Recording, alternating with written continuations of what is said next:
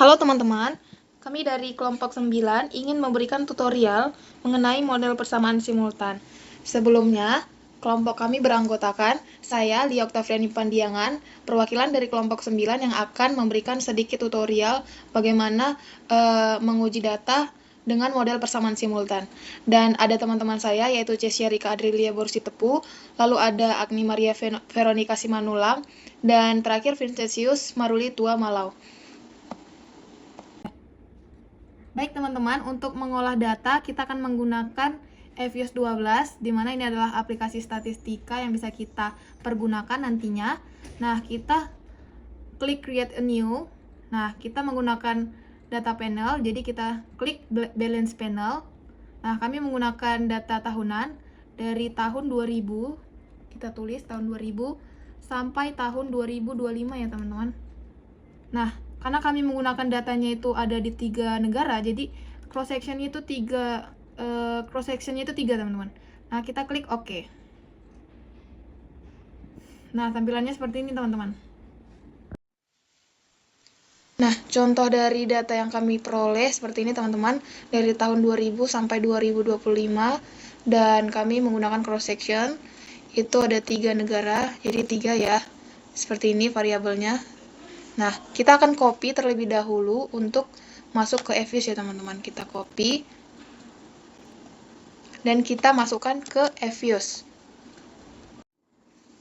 Nah, setelah kita klik OK, kita akan klik quick yang ada di atas, lalu empty group. Nah, kita akan mengcopy data yang dari Excel tadi.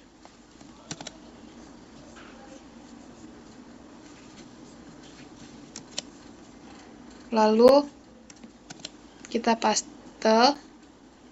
Nah, kita pastikan di sini tidak ada tulisan NA, karena kalau ada NA, udah dipastikan itu hasilnya akan error nantinya ya teman-teman. Lalu kita close. Nah, kita akan mengestimate masing-masing variabel. Jadi kita klik Y1, kita tekan di keyboard kita Ctrl, lalu kita klik Y2, klik X1 dan X2. Kita klik kanan, klik open as equation. Nah, untuk melihat ini persamaan Y1 atau simultan 1, kita buat C-nya itu di antara Y1 dan Y2. Nah, kenapa variabelnya ini hanya ini aja? Karena persamaan 1 itu tujuannya itu untuk menjelaskan Y1. Jadi variabel yang dimasukkan ada Y2, karena Y2-nya itu diduga untuk memengaruhi Y1, dan X2 serta X1 dan X2, maaf teman-teman, itu variabel tambahan yang memengaruhi Y1. Jadi di persamaan ini kita hanya fokus apa aja yang membuat Y1 itu berubah. Nah, karena kita metode simultan, kita ubah metodenya ini menjadi 2SLS. Nah, kita buat instrumen, kita tulis X1 spasi X2 spasi X3 spasi X4. Kita klik OK. Nah, udah terdapat output dari persamaan simultan 1. Lalu kita buat name untuk mempermudah simultan 1. Nah, lalu kita akan mencari simultan kedua ya teman-teman. Klik estimate, lalu kita ubah ini menjadi Y2, lalu ini Y2 menjadi Y1, X1 kita ubah menjadi X3, dan ini X2 kita ubah menjadi X4. Nah, kenapa cuman ini aja variabelnya? Karena variabel di persamaan Y2 itu tujuannya itu untuk menjelaskan Y2. Jadi variabel yang dimasukkan itu Y1, karena Y1-nya itu diduga untuk memengaruhi Y2, dan X3 serta X4 itu variabel tambahannya untuk memengaruhi Y2. Jadi di persamaan ini kita hanya fokus apa aja sih yang membuat Y2 itu berubah. Kita coba cek di instrumen list, ini sama ya teman-teman. Lalu kita klik OK. Nah, ini adalah output dari persamaan simultan kedua. Nah, kita lanjut ke interpretasi ya teman-teman. Baik teman-teman, jadi kita udah di interpretasi. Yang pertama itu ada persamaan simultan 1. Kita bisa lihat ini. Nah, persamaan regresinya itu ada Y1 sama dengan 2,42 plus 0,78 plus 0,22 minus 0,16. Nah, ini diperoleh dari, yang ini teman-teman, diperoleh dari koefisien setiap variabel ya teman-teman. Ini. Nah, lalu interpretasinya itu yang pertama ada konstanta. Ini teman-teman, C, yang C ini. Koefisiennya sebesar 2,42 dan nilai probabilitasnya 0,0. Artinya, jika variabel Y2, X1, dan X2 dianggap tetap atau bernilai 0, maka nilai Y1-nya itu sebesar 2,42. Nah, nilai probabilitasnya kan 0,00, yang artinya kecil dari 0,05 ya teman-teman. Yang menunjukkan bahwa si konstantanya itu signifikan, teman-teman. Nah, kita lanjut ke Y2. Y2 koefisiennya itu 0,78, yang artinya jika Y2 naik satu satuan, maka Y1 akan naik sebesar 0,78 satuan dengan asumsi variabel lain tetap. Nah, karena kita lihat nih teman-teman, probability dari variabel Y2 itu adalah 0,000, yang artinya lebih kecil dari 0,05, berarti itu berpengaruh, maka Y2-nya itu berpengaruh positif dan signifikan terhadap Y1. Jadi ini bisa kita centang karena signifikan terhadap Y1-nya. Nah, selanjutnya itu ada variabel X1-nya. Variabel X1 kita bisa lihat koefisiennya sebesar 0,22, yang artinya jika X1 meningkat satu satuan, maka Y1 akan meningkat sebesar 0,22 satuan. Nah, kita bisa lihat juga nilai probabilitas dari variabel X1 itu 0,00, teman-teman, yang artinya lebih kecil nih dari 0,05. Artinya X1 ini berpengaruh positif signifikan terhadap variabel Y1. Nah, selanjutnya ada variabel X2. Koefisiennya minus 0,16, yang artinya jika X2 meningkat satu satuan, maka Y1-nya itu akan menurun sebesar 0,16 satuan. Nah, kita lihat juga di probabilitasnya 0,20, yang artinya nilai probabilitasnya itu lebih besar dari 0,05, yang diartikan X2-nya itu tidak berpengaruh signifikan terhadap Y1. Nah, selain itu kita bisa lihat R-square-nya ini sebesar 0,598545, yang artinya sebanyak 59,85%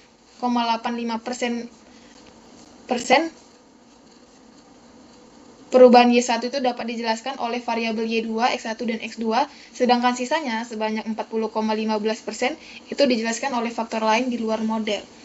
Nah, lalu ada OJF atau simultan. Nilai probability-nya itu ini ya teman-teman. Ini sama dengan 0,00, yang lebih kecil dari 0,05. Ini artinya instrumen yang digunakan dalam model dianggap valid. Maaf teman-teman, artinya secara bersama-sama variabel Y2, X1, dan X2 berpengaruh signifikan terhadap Y1. Lalu untuk terakhirnya kita melihat probability J statistik sebesar 0,39. Nah, artinya karena nilai ini lebih besar dari 0,05, maka instrumen yang digunakan dalam model dianggap valid atau tidak bermasalah.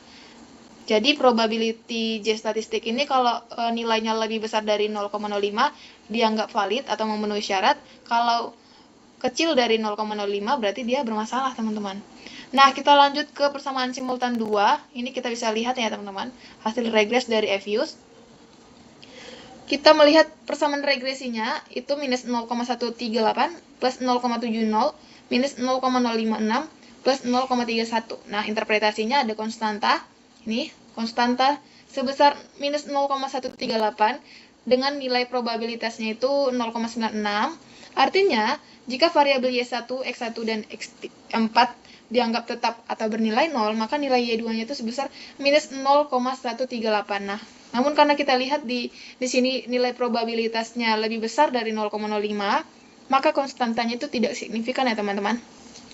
Lalu kita melihat di variabel Y1-nya, koefisiennya itu ada 0,70. Artinya jika Y1 meningkat satu satuan, maka Y2 akan meningkat sebesar 0,707 satuan dengan asumsi variabel lainnya itu tetap. Nah, kita bisa lihat juga di nilai probabilitas di variabel Y1 itu sebesar 0,0033. Nah, ini kita ketahui ini adalah nilai lebih kecil dari 0,05. Jadi Y1-nya itu berpengaruh positif dan signifikan terhadap Y2. Lalu ada variabel X3, nilai koefisiennya itu sebesar minus 0,05 dengan probabilitasnya itu sebesar 0,1761, yang artinya jika X1, X3-nya itu meningkat satu satuan, maka Y2-nya itu akan menurun sebesar 0,05 satuan. Nah, karena probabilitasnya itu lebih besar dari 0,05, jadi X3-nya itu tidak berpengaruh ke Y2.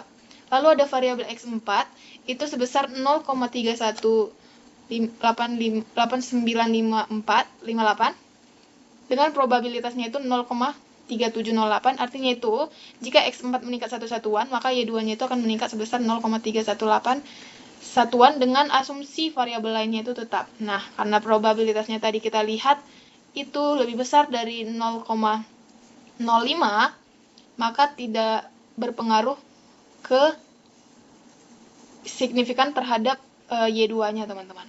Nah, kita selanjutnya melihat R-square-nya sebanyak 0,512566, yang artinya model X3, X4 itu bisa kita lihat dijelaskan sebesar 51,25%. Perubahan pada Y2 dapat dijelaskan oleh variabel Y1, X3, dan X4. Nah, sedangkan 48,75%, sisanya tadi dari 51,25, itu dijelaskan oleh faktor lain di luar model penelitian ini. Di luar model data ini ya, teman-teman. Nah, lalu ada uji F simultan, kita lihat itu 0,08997, ini teman-teman. Nih. Itu lebih kecil dari 0,05, artinya secara bersama-sama variabel Y1, X3, dan X4 berpengaruh signifikan terhadap Y2. Nah, kita juga terakhir adalah probability J statistik 0,000182, yang artinya lebih kecil dari 0,05, artinya itu instrumen yang digunakan tidak valid ya, teman-teman. Jadi terdapat masalah. Nah, kesimpulannya dari dua persamaan simultan itu, yang pertama ada persamaan Y1. Variabel Y2 dan X1 itu berpengaruh positif dan signifikan terhadap Y1. Sedangkan X2-nya tidak berpengaruh signifikan. Lalu ada persamaan Y2, hanya Y1 yang berpengaruh positif dan signifikan terhadap Y2. Sedangkan X3 dan X4-nya tidak berpengaruh signifikan. Nah, hubungan Y1 dan Y2-nya itu saling mempengaruhi secara positif dan signifikan dan menunjukkan adanya hubungan timbal balik dalam model simultan. Nah, kesimpulan dari semuanya, variabel yang memiliki pengaruh penting dalam model itu adalah Y2 dan X1 terhadap Y1, serta Y1 terhadap Y2. Sedangkan X2, X3, dan X4 itu nggak menunjukkan pengaruh yang signifikan terhadap variabel masing-masing. Oke, teman-teman, mungkin sekian dari kelompok 9 yang bisa saya jelaskan tentang model persamaan simultan. Apabila ada kesalahan kata, mohon dimaafkan. Sekian dan terima kasih.